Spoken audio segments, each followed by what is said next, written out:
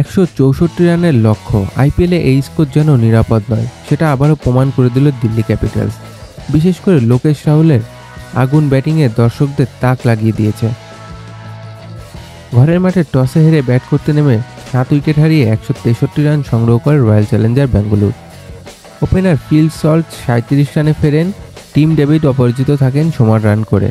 কোহলি খেলেন 14 বলে 22 রানের ইনিংস, রজত পাতিদার করেন 23 বলে 25 রান আর কুনাল পান্ডিয়ার করেন 18 রান। কিন্তু দিল্লির বোলিংয়ের সামনে নিয়মিত বিরতিতে 163 রানেই থেমে যায় তাদের ইনিংস। মাত্র 164 রানের লক্ষ্য, কিন্তু তারা করতে নেমেই নামে ধস।